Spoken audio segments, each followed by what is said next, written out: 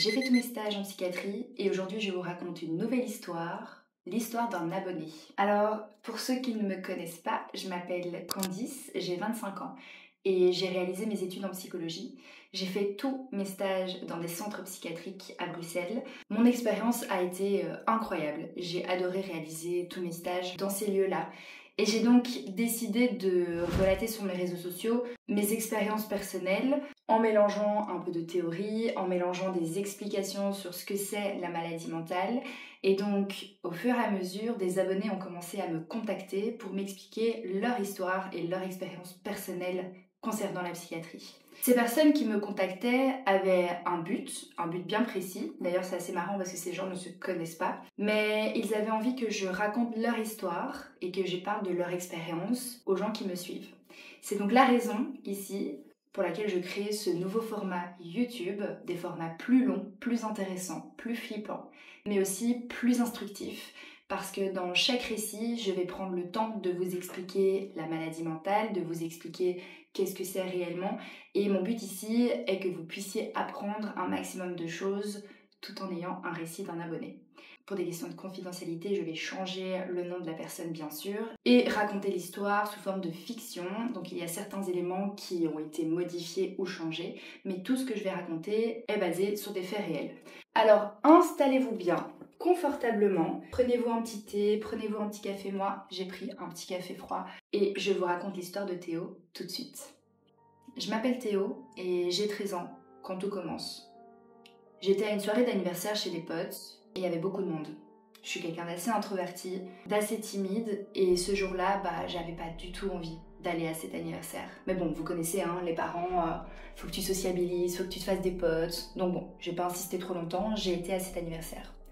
Ça faisait plusieurs jours que j'avais des maux de tête, que j'étais stressée, que parfois j'entendais des petites choses, mais bon, j'en parlais pas parce que vous savez bien, ça peut être l'anxiété, ça peut être l'imagination, enfin, c'est ce que mes parents disaient. Et donc, j'ai refoulé tout ce que je ressentais, parce qu'effectivement, dans ma famille, les hommes, ils sont forts, ils sont courageux. Et mon père, c'était hors de question que je puisse pleurer, c'était hors de question que je sois différent. À cet anniversaire, je rencontre une personne, un garçon qui n'était pas dans ma classe, mais très gentil. On fait connaissance, on joue, et puis arrive le moment du gâteau. Et là, j'ai l'impression que tout le monde me regarde, et j'ai l'impression que personne n'a envie que je sois là. Je commence à stresser, du coup je vais aux toilettes, je me cache, et là, quelqu'un toque à la porte. C'est le papa de mon ami.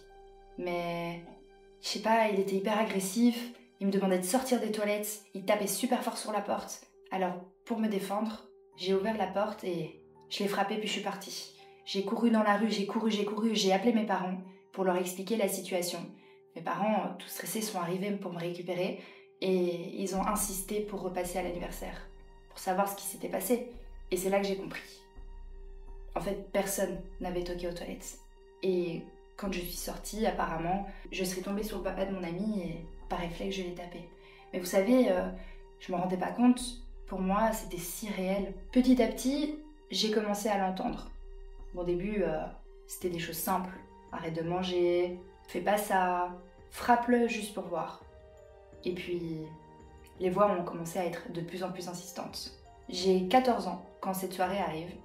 On est en plein dîner avec mes parents, ça se passe assez bien. Bon, faut savoir que ma relation avec mes parents est pas non plus extraordinaire, mais ça va. Je suis fils unique. Et ce soir-là, on dîne tous ensemble autour d'une table. Ma mère avait commandé des pizzas parce qu'elle avait une bonne nouvelle à nous annoncer. Et puis, les pizzas arrivent, et là, c'est reparti. J'ai l'impression que le livreur n'est pas un vrai livreur. Et puis, c'est pas une impression, c'est tout à fait réel. Mon père prend les pizzas, et là, je suis persuadée que mon père n'est pas mon père. Vous savez, cette sensation tellement réelle d'être persuadé de quelque chose, qu'on a beau vous dire n'importe quoi, vous restez persuadé que votre réalité est réelle. Alors mon père dépose les pizzas, et là, il me fixe, et là c'est sûr, je le savais, il me veut du mal. Alors je cours dans ma chambre, je m'enferme, mon père rentre, mon premier réflexe a été de le frapper. Alors à ce moment-là, j'ai 14 ans, mais j'ai quand même un grand gabarit. Je fais 1m70, je fais 80 kg, et donc quand je décide de frapper mon père, il le sent. Pour moi, c'était de la légitime défense. Personne n'a à me faire de mal. Et puis, c'est pour ma sécurité. Il est rentré dans ma chambre alors que je l'avais fermée à clé. J'étais persuadée qu'ils me voulaient quelque chose. Et puis, c'est là qu'ils sont arrivés, la police. C'est la première fois que je les voyais, vous savez, dans leur uniforme. La première fois, c'est assez impressionnant. La police arrive pour m'embarquer. Moi, je comprends pas. Je n'ai rien à faire avec eux. Je vais bien, c'était pour ma sécurité, vous comprenez? À ce moment-là, je me défends, comme je peux. Je frappe, je crie, je hurle. Et là, je croise le regard de ma mère. Et je me rends compte qu'en fait, il y a peut-être quelque chose en moi que je dois changer. Mais bon, vous savez, je suis un enfant, j'ai 14 ans. Et dans ma famille, les hommes sont censés être forts et puissants. On cache nos émotions, on ne pleure jamais. Et surtout, on n'est pas différents. Donc, quand j'ai croisé le regard de ma mère, je me suis dit, en fait, j'ai tout gâché. Je suis cette personne dont ils n'ont jamais voulu. La schizophrénie paranoïde, c'est un trouble psychotique chronique. Elle fait partie des troubles du spectre de la schizophrénie, avec des troubles spécifiques comme des délires paranoïdes, des hallucinations auditives, visuelles, même olfactives, de l'anxiété extrême. Ce trouble y touche environ 1% de la population. Généralement, il est diagnostiqué entre 25 et 30 ans. Mais pour les personnes qui sont diagnostiquées avant, eh bien ça arrive, et on va appeler ça la schizophrénie à début précoce, qui est une forme assez rare, mais surtout plus sévère. J'arrive donc dans un endroit énorme. Tout était blanc et il y avait des gens qui m'attendaient en tenue de médecin, je suppose. Je n'ai même pas eu le temps de parler, j'ai pas eu le temps de m'exprimer. On m'a attachée. On m'a attaché les bras, on m'a attaché les pieds. Et apparemment, comme j'étais hyper énervée, on m'a même piqué avec une seringue pour essayer de me calmer. Évidemment, ça m'a pas du tout calmée, ça m'a excitée encore plus et j'étais encore plus en colère à l'idée que mes parents m'aient laissée dans cet endroit. Au début, je comprenais pas pourquoi on devait m'attacher et surtout, je ne comprenais pas ce que c'était. Comment est-ce que les gens peuvent attacher d'autres personnes? Et puis c'est là que j'ai entendu ce premier mot, la contention physique. Alors là, je sais pas du tout ce que c'est et j'ai pas du tout envie de savoir ce que c'est. La contention physique, c'est une technique qui est considérée comme un soin thérapeutique et qui est utilisée en cas de dernier recours pour des patients qui sont dits agités. Et elle doit être prescrite par un médecin. Elle est encadrée par la loi, mais malgré tout ça, il y a encore énormément de critiques à ce jour. Si c'est quelque chose qui vous intéresse, parce que c'est un sujet énorme, qui a d'ailleurs été le sujet de mon TFE, n'hésitez pas à me le dire en commentaire et je vous ferai une vidéo spécialisée sur la contention physique. J'ai passé 17 jours en service fermé. Mes voix étaient encore là. Elles arrêtaient pas de me dire de me casser d'ici, de me méfier de tout le monde. Et j'arrêtais pas de voir un homme tous les jours. Tout le monde l'appelait docteur. Moi, je vous avoue que c'était tout sauf un docteur. C'était quelqu'un qui me voulait du mal. Et d'ailleurs, pas qu'à moi, à aussi d'autres patients. Mais je comprenais pas parce que tout le monde avait l'air content d'aller le voir, tout le monde était heureux, tout le monde posait des questions, allait voir les infirmières pour savoir quand ils avaient rendez-vous avec lui. Puis les voix ont commencé à se développer de plus en plus et un jour je l'ai même vu. Cette personne qui me fixait, les voix dans ma tête se sont traduites sur son visage. Je l'ai vu dire de me faire du mal. Moi, j'ai pas envie de me faire du mal. J'ai envie de vivre. Mais comment vous voulez avec une personne qui n'arrête pas de vous pousser à vous faire du mal? Alors un jour, je dors, j'étais dans ma chambre, paisible, et il arrive. Il me crie dessus d'arrêter, de me faire du mal, de me casser d'ici, et il me prend le bras. Ok, là, ça devient même physique. Par stress, je me suis griffé la main pour retirer sa main, et j'avais même pas remarqué, mais je m'étais même ouvert à sang. Les infirmiers de garde sont arrivés parce qu'apparemment j'aurais crié très très fort. En arrivant dans ma chambre, ils m'ont direct remis en contention. Ils m'ont piqué, mais je comprenais pas. Et à ce moment-là, le médecin de garde est arrivé et il a pris le temps de m'expliquer ce que j'avais fait. En fait, je ne m'étais pas rendu compte, mais il n'y a jamais eu personne dans cette chambre. Et jamais personne ne m'a pris la main. En fait, j'étais en train de me couper, mais je m'en rendais même pas compte. Pour moi, c'était pour me sécuriser, pour arrêter la personne de me faire du mal. Mais en fait, cette personne, c'est moi. Les voix, c'est moi. La douleur physique, c'est moi. La douleur mentale, c'est moi. Et c'est mes pensées. Vous savez, quand on a 14 ans, c'est compliqué de comprendre ça. Mais petit à petit, ce médecin de garde a réussi. Les hallucinations auditives sont les plus fréquentes dans la schizophrénie. Les personnes entendent des voix alors que rien n'est réel. Ces voix peuvent commenter des actions, insulter, menacer, donner des ordres.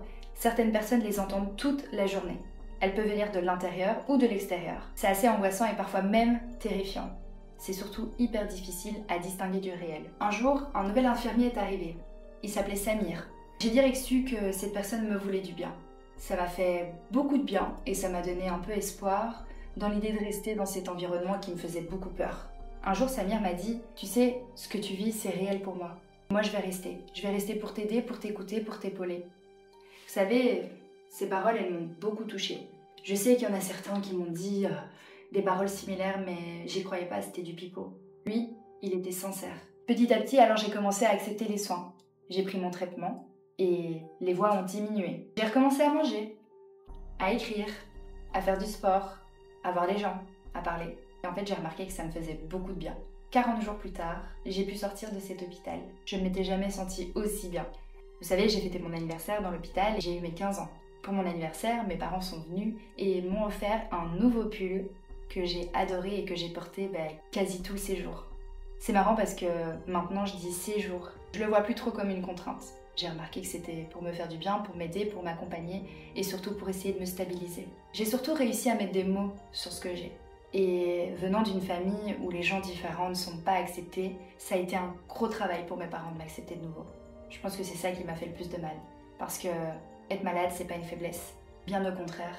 Mon père a eu les mots et il a dit qu'il n'avait jamais rencontré de quelqu'un aussi fort que moi. De pouvoir surmonter cette maladie, de pouvoir être accompagné tous les jours et surtout de pouvoir apprendre à vivre avec. Je prends des antipsychotiques. Les antipsychotiques, c'est ce qui va venir réduire mes hallucinations, mes voix, et je pense que ça me calme beaucoup. Je fais aussi beaucoup de psychothérapie, en groupe ou parfois juste avec mes parents ou parfois même seule. C'est des sortes de petites séances où tout le monde se rejoint pour parler de comment on se sent, de ce qu'on a envie de faire. C'est super chouette parce qu'on échange avec des gens qui ont les mêmes problèmes que toi, et en fait on réalise qu'on n'est pas seul. Durant ce séjour, j'ai compris qu'en fait je ne guérirais jamais, mais par contre je me stabiliserais. Ça a été très difficile pour moi de faire le deuil de ma vie d'avant et de comprendre qu'en fait j'étais malade. Ce qui a été le plus difficile, c'est de savoir comment est-ce que j'allais pouvoir faire pour avoir cette vie-là au quotidien. Aujourd'hui, j'ai 27 ans. Je suis papa d'une petite fille. Je suis mariée. J'ai fait des études de psychologie, ce qui m'a énormément aidée à comprendre ce que j'avais, mais également à accompagner les gens dans le même cas que moi. J'ai fait un master en psychologie clinique et vous savez quoi ? Mon stage, j'ai pu le faire dans le même centre où j'ai été hospitalisée lors de mes 14 ans. Aujourd'hui, si je me permets de te raconter cette histoire, c'est pour que tu puisses expliquer à tous tes abonnés que c'est possible. C'est possible de s'en sortir, c'est possible d'aller de l'avant. Alors attention, c'est pas facile, mais il faut s'accrocher parce que la vie mérite d'être vécue. J'ai encore des jours où j'ai des périodes d'angoisse, des périodes de stress, mais à ce moment-là, je sais comment réagir. Je sais quoi faire et surtout, je suis bien entourée. J'écris aussi beaucoup. L'écriture me permet de mettre sur papier ce que je ressens. Et je vous assure qu'après, je suis comme vidée. Cette vidéo est une vidéo d'espoir, dans le but de faire comprendre que le récit que je viens de vous raconter n'est pas anodin. Il y a des dizaines de milliers de personnes qui vivent la même chose au quotidien. Et il faut savoir que la schizophrénie, c'est une réalité et pas un film d'horreur. Ce sont des gens qui sont en demande d'aide, qui ont besoin de soutien, d'accompagnement, de compréhension. Et cette vidéo, elle a pour but de vous faire conscientiser que c'est possible. Alors parlez-en, discutez-en, et j'espère en tout cas que ça vous aura plu et que vous avez pu apprendre de nouvelles choses. En tout cas, moi, je vous fais des gros bisous. Je vous dis à bientôt. N'hésitez pas si vous voulez me raconter votre expérience avec la psychiatrie. Je vous mets mon adresse mail juste ici. Vous pouvez me contacter sur mes réseaux sociaux et je vous dis à très vite.